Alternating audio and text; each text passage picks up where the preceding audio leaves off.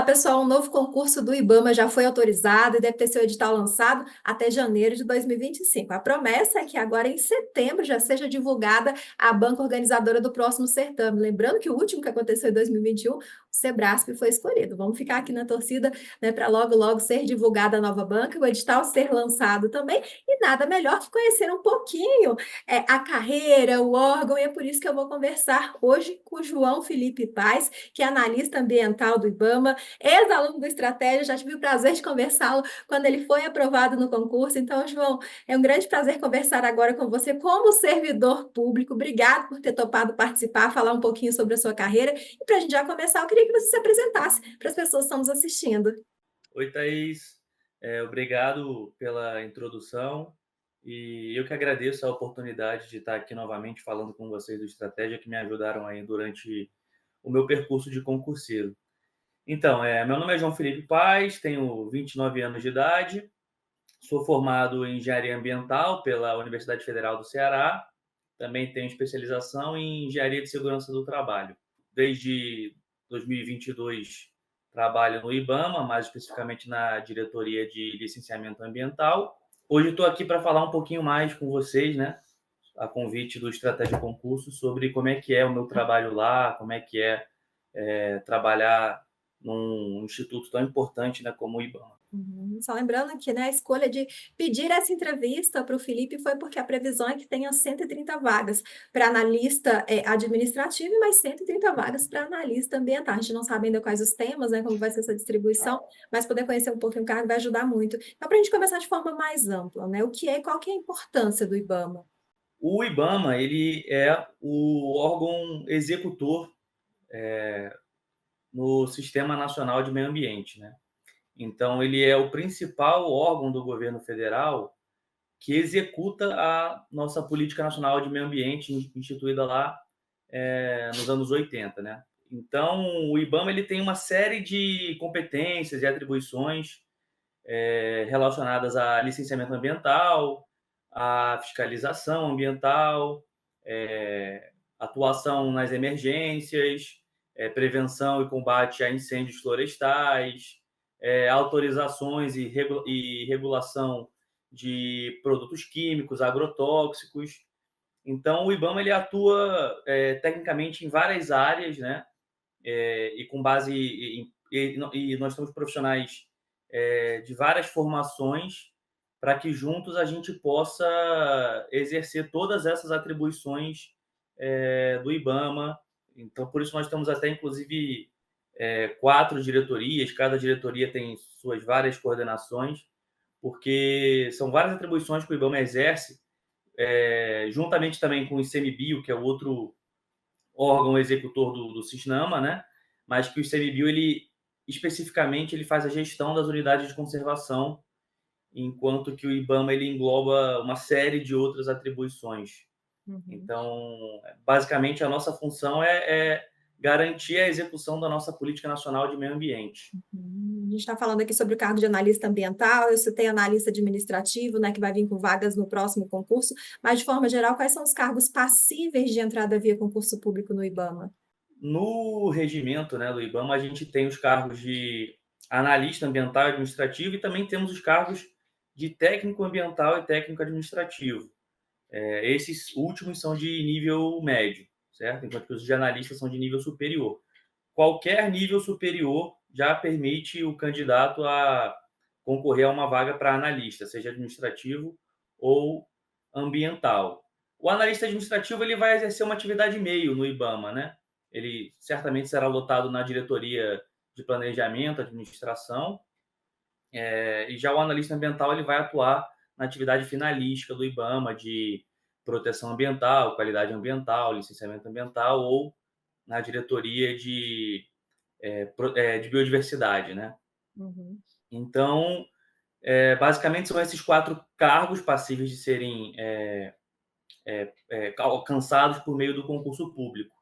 Saber o que vai fazer é importante, a gente vai conversar mais sobre isso, mas saber quanto vai ganhar acaba sendo um diferencial também na hora de escolher que concurso fazer. No caso do analista ambiental, qual que é a remuneração inicial? E há benefícios também que podem vir atrelados a essa remuneração?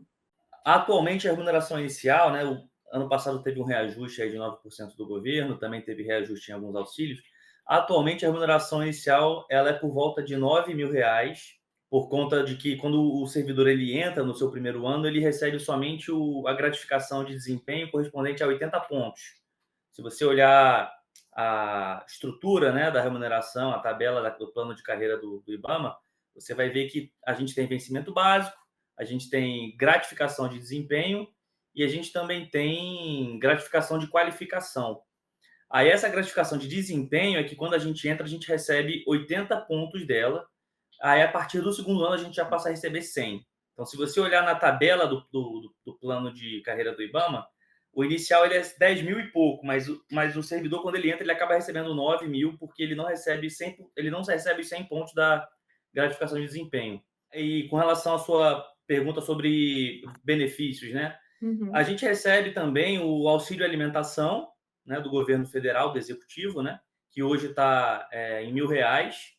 A gente também recebe auxílio saúde e auxílio creche, para quem faz jus, né, para quem tem plano de saúde, para quem tem filho até 6 anos também recebe um auxílio creche. Esses valores eu confesso que eu não sei eles atualizados, porque eu, no caso, não faço jus, que eu não tenho filhos e também meu plano de saúde ele não é vinculado ao governo federal. Uhum. E de forma Mas geral. é em torno de 200 e alguma coisa, tá? 200 e Uhum. alguma coisa, 400. E com relação às gratificações de qualificação, como eu mencionei, que também compõe a remuneração total do analista, ela é de acordo com a sua qualificação, né, mesmo. Então, se você tem especialização, você faz jus à gratificação de qualificação nível 1. Se você tem mestrado, faz jus à qualificação nível 2. E doutorado, você tem o nível 3. Uhum. E de forma geral, o que que faz um analista ambiental do IBAMA, né? No último concurso, foram vários temas ofertados, então isso vai depender muito, da diretoria que você está, e depois eu queria que você me falasse um pouquinho sobre o seu trabalho, sobre o seu dia a dia de trabalho. Como você falou e eu também mencionei já, a gente tem muitas atribuições lá no IBAMA. Então, são 4 diretorias voltadas para as atividades finalísticas, né? E cada diretoria tem suas coordenações. Eu, atualmente, estou lotado na diretoria de licenciamento ambiental.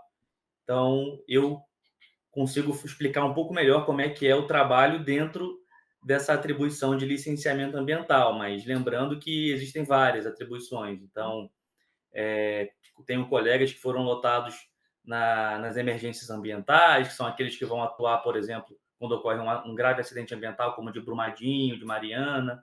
Também tenho colegas no Preve Fogo, que são os que combatem os incêndios florestais. Tenho colegas na diretoria de qualidade, que são os que lidam com autorizações para uso de agrotóxicos, que são os que autorizam também a importação de veículos automotores que emitem, né, gases de efeito estufa, enfim. Então, tenho também colegas na diretoria de biodiversidade, que são os que trabalham com plano de manejo, para fomentar, né, para garantir que a gente proteja a nossa biodiversidade nos nossos biomas, né, principalmente na Amazônia.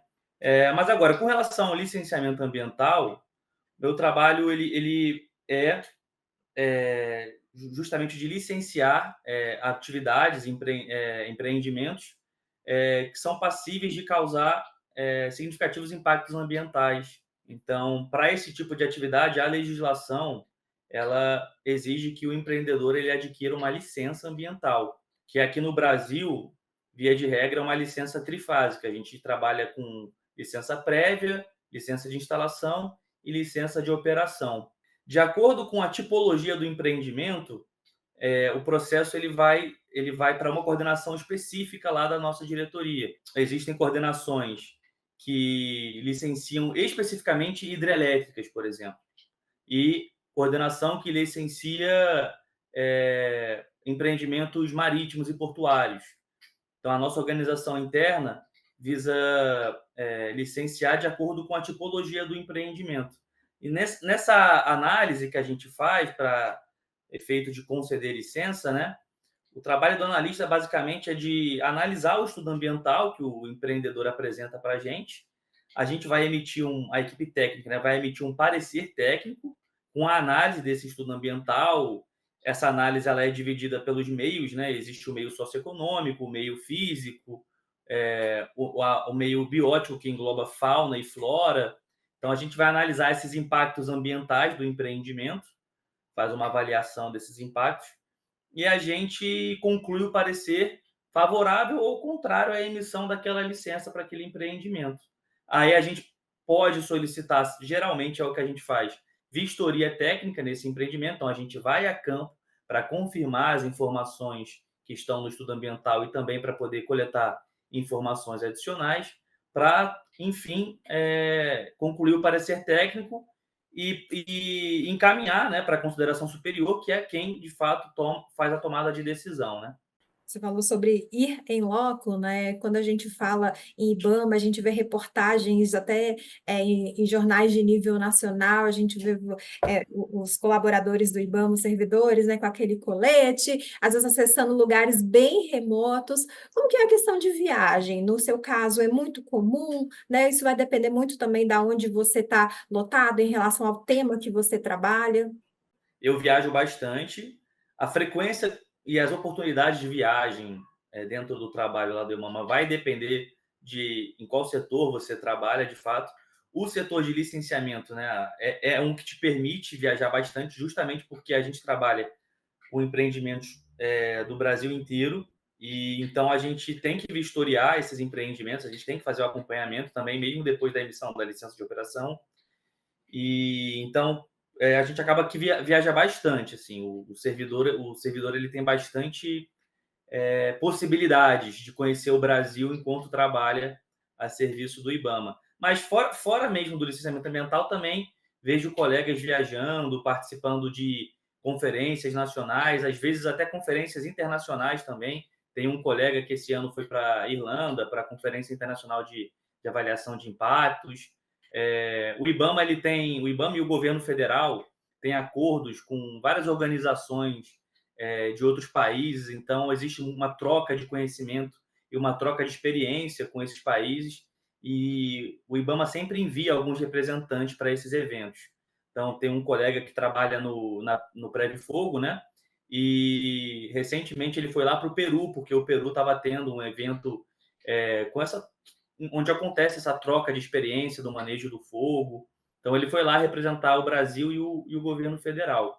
Então, é muito interessante, assim, para quem gosta de trabalhar, viajar a serviço, o IBAMA te permite isso. Uhum.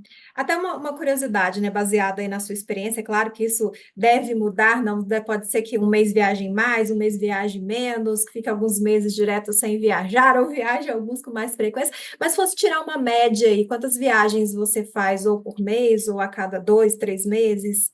No licenciamento ambiental, uma vistoria técnica por mês é uma média boa. Eu diria que é uma média boa. Logicamente que para eventos internacionais, aí já seria uma vez por ano, e assim, não tem uma quantidade limitada de representantes do IBAMA que o governo envia. Então, geralmente é uma quantidade limitada. Então, mas viagens nacionais para fazer vistorias lá no Centro Ambiental é uma média boa, é uma vez por mês. Porque realmente são muitos empreendimentos, a gente tem muito processo lá com a gente, então a gente tem que dar vazão para isso, né? E é por isso também que a gente está aguardando ansiosamente esses novos colegas aí do próximo concurso no ano que vem para ajudar a gente com esses processos, porque é muito trabalho para pouco servidor. Claro, pensando nessas sessões de viagem, né, normalmente qual que é a jornada diária, semanal de trabalho, né, quando não se está em viagem, quando a gente imagina que esse processo de licenciamento também tem uma parte muito grande teórica, né, do processo que precisam ser analisados, enfim, é possível também fazer o trabalho em home office? Sim, sim, claro. É, Então, quando a gente viaja a serviço, o servidor recebe, né, a diária e o serviço, né, do governo federal, né, de emissão de diárias e passagens, ele emite a passagem para a gente, e a gente também faz jus a uma diária que todo ano ela é reajustada, né, ela é padronizada para o governo federal, não importa se você trabalha no IBAMA, se você trabalha numa agência reguladora, é padronizado, você recebe aquele valor daquela diária também vai depender da cidade onde você está viajando a trabalho, que se for uma cidade de alto custo, como Brasília, Rio de Janeiro, São Paulo, o valor da diária é um pouquinho maior. Mas fica ali em torno de 350, R$ 400 por dia que você está viajando a serviço. É o valor que o servidor recebe. E com relação ao trabalho de rotina, né, sem ser essas viagens, a possibilidade do home office ela é real. Assim. O home office no serviço público já é uma realidade. Eu, por exemplo, apesar de estar lotado no IBAMA sede, que fica em Brasília, Distrito Federal, eu atualmente estou morando em Fortaleza, Ceará, porque o meu trabalho ele é 100% home office. Então, é uma possibilidade. Logicamente que você tem que atender alguns critérios que estão estabelecidos em portaria, que regulamenta, né, o teletrabalho no serviço público. Mas sim, para quem deseja, existem alguns serviços, por exemplo, fiscalização, né? Quem trabalha com fiscalização já não vai poder ter o home office, né? Porque é um trabalho muito de campo, você tem que estar ali. Agora, em diversas coordenações do IBAMA é possível você conseguir o home office. Uhum. E a jornada de trabalho, qual é? A jornada de trabalho é 40 horas semanais, basicamente segunda a sexta, né? Horário comercial, de 8 às 5. Para quem está de home office, não precisa bater ponto, não existe essa questão. O que a gente recebe é uma orientação de que a gente esteja disponível durante o horário comercial. Mas, por exemplo, tem servidor que prefere e ele se sente mais produtivo de madrugada, inclusive. Agora, para quem trabalha no presencial, os horários eles são flexíveis, vai depender da sua unidade. Mas o sistema de bater ponto ele permite que você escolha o melhor horário que você possa entrar e o melhor horário que você quer sair. O que importa, no final das contas, é as horas líquidas que você trabalha. Você pode tirar 1 ou 2 horas de almoço e você pode trabalhar de 6 a 10 horas. Logicamente, se você trabalhar 6 horas em um dia, você vai ter que compensar essas 2 que estão faltando, né, em algum outro dia do mês. E se você trabalhar 10 horas em um dia, você ganha aí essas 2 horas aí para poder gastar essas horas extras. O Uhum. sistema, quando eu trabalhava presencial, na minha unidade, eu podia bater ponto a partir das 7 da manhã até 9 horas da noite. Então, eu e meus colegas, cada um tinha um horário para chegar e para sair, porque achava melhor chegar mais cedo para sair mais cedo. Então, chegava lá para as 10 horas da manhã, mas em compensação ficava até de noite. Então, a gente tinha essa liberdade. Uhum. Eu vejo que, principalmente pós-pandemia, né, uma flexibilidade muito grande em relação à questão de ponto, à questão de horas trabalhadas. Eu vejo que se viu que hoje o mais importante é o cumprimento de metas, né? Você realizar de fato aquele trabalho que precisa ser realizado, né? Independente de você estar ali presencialmente ou não, independente de você bater ponto ou não, se você vai desenvolver o seu trabalho de dia ou de noite, a grande preocupação mesmo, e eu acho que tenho visto, né, que os servidores têm feito isso com êxito, até porque também faz parte do trabalho isso, é a questão das metas, né, de realizar o trabalho, mas com essa flexibilidade de horário, de presencial ou não. Perfeito. A tendência, somente depois da pandemia, foi essa. Agora sim, está tendo também um movimento, porque em alguns setores do serviço público, em alguns órgãos, a aderência e a produtividade do home office deu uma certa caída. Assim. Então, o Ministério da Gestão e Inovação no Serviço Público, o MGI, ele recentemente emitiu uma nova portaria regulamentando o teletrabalho, adicionando alguns critérios para que o servidor possa trabalhar em home office. Então, assim, de fato, a pandemia trouxe esse benefício de mostrar para a sociedade que é possível você trabalhar e produzir em home office, só que você precisa também estabelecer critérios e fazer um acompanhamento daquela produtividade para que, de fato, se concretize esses benefícios para a sociedade. Uhum. Então, o que o servidor precisa ter em mente quando ele entra no serviço público é que o home office ele é uma possibilidade real, palpável, porém, ele não é um direito de servidor, ele é um privilégio. Então, eu, por exemplo, estou aqui em Fortaleza, mas minha lotação é Brasília. E eu tô ciente de que, eventualmente, eu vou ter que voltar lá para Brasília para ir para um regime híbrido ou até mesmo 100% presencial, se mudar o entendimento do governo, ou mesmo do presidente do IBAMA, porque o governo ele dá essa liberdade para que cada órgão também tenha a sua própria portaria regulamentando o teletrabalho, certo? Uhum. Então é importante que o servidor entenda que é um privilégio, não é um direito, mas é uma possibilidade real e palpável. Uhum. É um privilégio adquirido, então, antes de você saber se você vai conseguir adquirir ou não, ao fazer o concurso, você vai ter que escolher, né, para onde você quer ser lotado. Eu vi que no último concurso você já fazia, né, específico para o tema, o que eu achei interessante, porque a gente vê muito concurso, né, que quando não exige área de formação específica, você faz ali para uma área, mas acaba sendo ali tapando buraco aqui, outro ali, antes de trabalhar na sua área mesmo. Mas pelo que você comentou, o IBAMA não é assim, você fez para aquele tema, naquele tema que você vai trabalhar, e é preciso escolher uma lotação inicial, né, para antes de você pensar na possibilidade do home office. Aonde pode ser lotado os servidores, além do Distrito Federal, né, onde ficam aí as outras unidades do IBAMA passíveis de serem lotadas, até pensando aí nos futuros servidores? O IBAMA ele é um órgão nacional e ele tem superintendências estaduais em todos os estados aí. Então, nós temos 26 superintendências e nós temos a sede em Brasília, no Distrito Federal. Em tese, o servidor ele pode ser lotado em qualquer um dos estados, seja na sede ou nas pontas. Tem acontecido nos últimos anos de concentrar a força de trabalho na sede em Brasília, tanto que no último concurso de 2021 só teve vaga para Brasília. Não sabemos ainda como é que vai ser a distribuição das vagas no próximo concurso do ano que vem. Se também vai ter vaga para as superintendências estaduais. O que eu posso dizer é que está tendo agora inscrições para um concurso interno de remoção, para que os servidores que já são da casa possam manifestar a intenção de serem removidos para outros lugares, né, dentro do IBAMA. E aí a gente não sabe como é que vai ser o edital desse novo concurso, para onde vão esses novos analistas ambientais administrativos. A gente sabe que tem muita gente na sede, a gente sabe que a gente escuta relatos nas superintendências estaduais que eles estão precisando de gente, mas na sede a gente também precisa de gente, ou seja, complicado, né? Você cravar para como é que vai ser o edital, vai ter que esperar sair.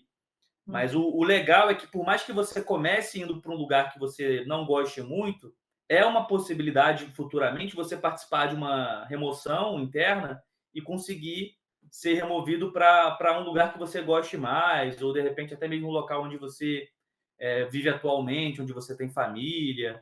Uhum. Então, assim, é uma grande vantagem de você trabalhar num órgão federal e com presença em todos os estados. Uhum. Eu, particularmente, acho interessante isso, de fazer o concurso para um lugar só, depois que você assume, ter concursos de remoção para outros lugares, porque o que eu vi muito nesses 10 anos de concurso, né, é ter vagas para capitais mais disputadas, outras capitais, o interior não são tão disputadas, acaba com a nota de corte menor, então a pessoa que teve uma ótima pontuação numa grande capital não entra, e uma pessoa que teve uma pontuação menor, mas num lugar mais remoto, acaba entrando. Então, não vai muito aí pela classificação, pontuação, mas vai. Não é levado a nota geral em consideração, mas a nota naquele lugar. Então, claro, né, se você quer estar no lugar mais próximo da família, não estou julgando aqui se é justo ou não uma nota menor entrar no lugar onde, digamos assim, a qualidade de vida ali não vai ser muito comparável com uma grande capital, mas assim, é interessante isso, né? Coloca todo mundo num lugar só e depois vai tendo remoções ali de acordo com o interesse. Eu acho isso interessante, né? Você não vai fazer a prova pensando nas notas, pensando no número de candidatos, vagas, sua única preocupação mesmo vai ser estar ali entre todo mundo, com todo mundo, sem ter essa preocupação de escolher pensando em notas, né? Que eu já vi que teve muitos concursos regionalizados que foram assim. A gente falando de um trabalho, né? Que você está, apesar de não ter, você comentou que não exige formação específica, né? De nível superior. Ter no nível superior é passível concorrer. Você tem o que seu curso superior é muito afim aí à área que você trabalha. Mas quando entra, a gente sabe que o trabalho, mesmo que seja na área de formação, é um trabalho muito específico. O servidor passa por algum curso de formação, algum treinamento, seja oficial ou não, fazendo parte ainda do concurso ou já como servidor? Positivo, Thaís. Eu, quando eu entrei em 2022, eu fiquei 3 meses praticamente em um curso de formação da diretoria. Na verdade, eu fiquei algumas semanas num curso de ambientação, e aí todos os servidores, os novos servidores, né, participaram, e depois teve um curso de formação específico para a diretoria de licenciamento ambiental. Não é sempre que isso acontece. Relatos que a gente recebeu dos colegas mais antigos era que nem todo concurso acontece esse curso de formação depois da nomeação dos novatos, mas que a instituição, quando ela se organiza, né, a gestão de pessoas, elas tem essa possibilidade, sim, de oferecer para os novos servidores um curso de formação. No caso que eu participei, eu achei bem completo, bem interessante. O servidor, ele, antes, né, de começar ali a pegar naquele trabalho no dia a dia, como você falou, por mais que a minha formação seja da área, muita coisa eu aprendi nesse curso de formação. Então, acho importante, e eu acho que a ideia da instituição é sempre que viável, sempre que possível, oferecer esse curso de formação para os novos servidores. E a capacitação dos servidores, ela é contínua. A gente tem oportunidades, inclusive até a gente coloca como meta diversas vezes que a gente realize pelo menos uma capacitação por ano. A gente tem também a ENAP, que oferece diversos cursos online, presenciais. A gente tem cursos dentro do próprio IBAMA, como, por exemplo, ano passado eu fiz um curso de piloto remoto para poder pilotar os drones do IBAMA, né? Então, eu achei bastante interessante, foi um curso muito completo. Então, a gente tem muitas vezes o curso é ofertado 100% por pessoas de dentro do IBAMA, e outras vezes a gente chama pessoal de fora para poder capacitar os servidores. Geralmente são cursos muito proveitosos. A gente aprende bastante dentro do serviço público e dentro lá do IBAMA. Muito bom. Uhum. João, apesar de não exigir, né, essa formação específica, o IBAMA trabalha um tema muito específico, né? Então, eu imagino que quem vá fazer o concurso já tem que gostar desse tema, que é meio ambiente, o tema ambiental. Mas você acha que, além disso, é preciso ter algum perfil, alguma característica específica para fazer o concurso, assumir o cargo e gostar do que faz? Eu acho que tem que ter um perfil, como você falou, tem que ter um perfil de amor à causa, né? Eu acho que um pouco disso, né? Mas não só isso. Eu acho assim, lá no IBAMA a gente tem servidores com nível superior em diversas áreas. Lógico que as principais são engenharia ambiental, ciências ambientais, engenharia florestal, biologia, mas a gente também encontra diversos servidores que são de áreas não tão correlatas assim. A gente tem profissionais do direito, né? A gente tem sociólogos, a gente tem, enfim, geólogos, geógrafos, que também, sim, tem tudo a ver também com a área de meio ambiente. É um trabalho muito interdisciplinar, então acaba que muitos perfis são bem-vindos e quase todas as formações são bem-vindas, porque a gente sempre precisa, por exemplo, sociólogo é extremamente importante para o licenciamento ambiental. Nos estudos ambientais que são apresentados para a gente, uma das áreas de maior impacto são as populações que estão ali naquela região onde o empreendimento vai ser instalado, onde ele vai ser operado. Então, na nossa análise, a gente também inclui o meio socioeconômico. Para isso é muito importante ter pessoas com formação em arqueologia, em sociologia. Então, assim, agora, com relação ao perfil profissional do servidor, eu acho que tem que ser basicamente um perfil de que realmente gosta da causa, para ele continuar motivado, né? Que a gente sabe que é importante, não só a remuneração, não só a relação com os colegas de trabalho, mas é importante que o servidor sinta que o trabalho dele está fazendo a diferença, que o trabalho dele está gerando valor para a sociedade, que ele realmente é uma parte importante, né? Que ele é uma engrenagem de uma máquina muito grande, mas que se essa engrenagem não estiver funcionando, o resultado da máquina também não vai ser o mesmo. Então é importante que ele tenha que ele abrace a causa, né, de proteger o meio ambiente aí a questão do desenvolvimento sustentável, né? E, João Felipe, quando você fala que trabalha no IBAMA, para as pessoas mais leigas, né, o que que eles costumam te perguntar? O que que costuma ser as principais dúvidas, curiosidades e até equívocos de quem não conhece o seu trabalho, não conhece o IBAMA? Ah, então, a gente escuta de tudo um pouco, né?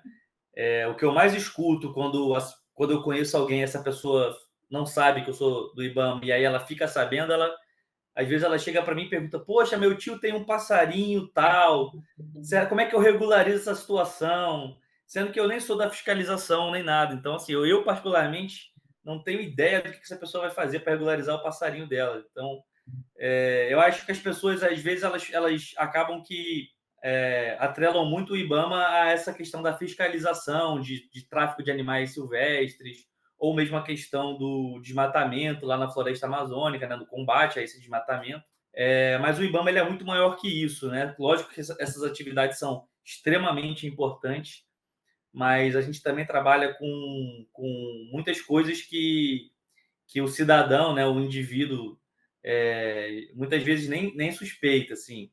Então, às vezes a pessoa pode pensar que não vai gostar de trabalhar no IBAMA porque ela não quer ser fiscal, mas você não precisa ser fiscal para trabalhar no IBAMA, você certamente vai gostar de alguma outra área, você pode ser meramente também, você pode trabalhar com gestão ambiental, entendeu? Você pode trabalhar com análises laboratoriais para poder analisar substâncias, aprovar agrotóxicos, analisar também emissões atmosféricas.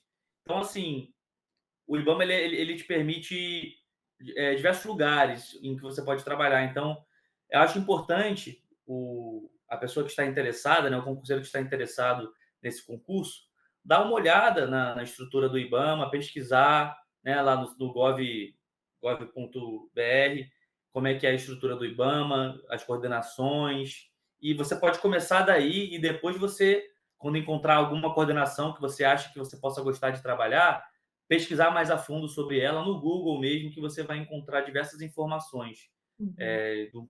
do que a gente trabalha, e aí você pode também tirar suas dúvidas. Uhum.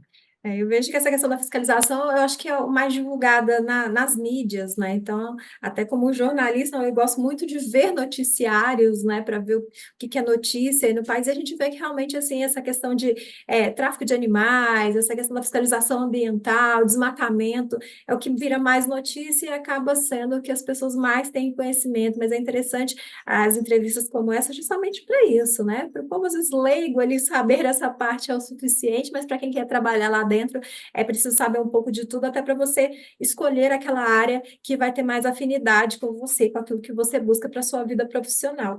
E falando que você busca para a sua vida profissional, imagino que o pessoal que está nos assistindo, né, tem interesse em fazer o próximo concurso, muito em breve se tornar colega seu de trabalho. Então, o que que você quer deixar de mensagem para essas pessoas que têm interesse em fazer o próximo concurso do IBAMA? Como eu disse, deve ter edital lançado até janeiro de 2025. O meu conselho, minha sugestão é que o concurseiro ele se prepare o quanto antes possível, né? Então, assim, a preparação antes mesmo do edital ser publicado, ela é extremamente recomendada, porque assim você consegue ter tempo para poder estudar todo o conteúdo programático do edital e chegar no dia da prova tendo estudado praticamente tudo daquilo que pode ser cobrado, né? Então, muitas vezes, eu como concurseiro também sei a realidade, né? Sei que a gente acaba, às vezes, só se motivando e adquirindo disciplina para estudar quando sai o edital e a gente já tem aquela data definida da prova, né? E aí a gente começa a querer correr atrás, estudar loucamente. Mas o ideal é que você tenha uma preparação antecipada. A gente já sabe que o concurso foi autorizado, então vai acontecer essa prova. A data exatamente a gente só vai saber quando sair o edital, mas a prova ela vai acontecer. Então, o concurseiro ele tem que ter isso em mente, ele já tem que estudar desde hoje. A gente sabe que cada um tem sua realidade, muitas pessoas trabalham, então, assim, cada um estuda de acordo com suas possibilidades. 2 horas por dia, 3 horas por dia, ou quem tem o privilégio de dedicar integralmente o seu tempo para estudar, estica, né, para 8, 10 horas por dia, é importante, porque geralmente os editais de concursos para o IBAMA, eles vêm com bastante conteúdo. Então, muita gente consegue ser aprovado no concurso começando a preparação depois do edital. Não vou dizer que não. Vários colegas aconteceram isso. Só que muitos deles já tiveram uma boa base, já viram muito desse conteúdo na sua graduação. E, obviamente, o material do Estratégia, né, as apostilas, as videoaulas, elas também ajudam muito a você otimizar o seu tempo de estudo, porque o professor ele já direciona para você para aquele conteúdo que mais cai na prova.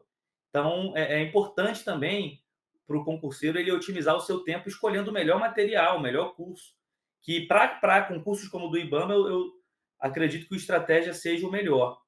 Então, o conselho que eu dou é esse: se prepare o quanto antes, na medida da sua realidade, da sua possibilidade, e escolha o melhor curso, o melhor material de estudo, para que você chegue na prova com condições de competir por uma vaga.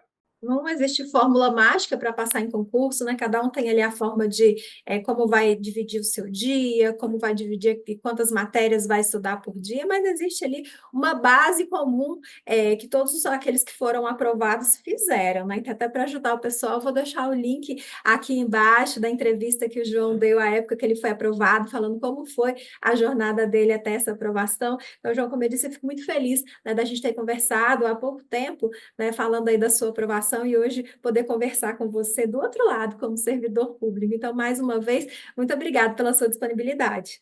Eu que agradeço. Eu sou muito grato aí pelo Estratégia Concursos, pelo material de estudo que me proporcionou a conquistar o meu sonho, né, de trabalhar aqui no IBAMA. É uma honra estar aqui contribuindo aí para o Estratégia Concursos e também ajudando, né, quem tem interesse a também conseguir conquistar esse sonho, né, uma vaga aí no Serviço Público Federal. Sem dúvidas é uma mudança de vida e faz todo o esforço valer a pena. Então, muito obrigado pelo espaço, pela oportunidade e eu desejo aí uma boa sorte para todo mundo que esteja se preparando com Estratégia Concursos.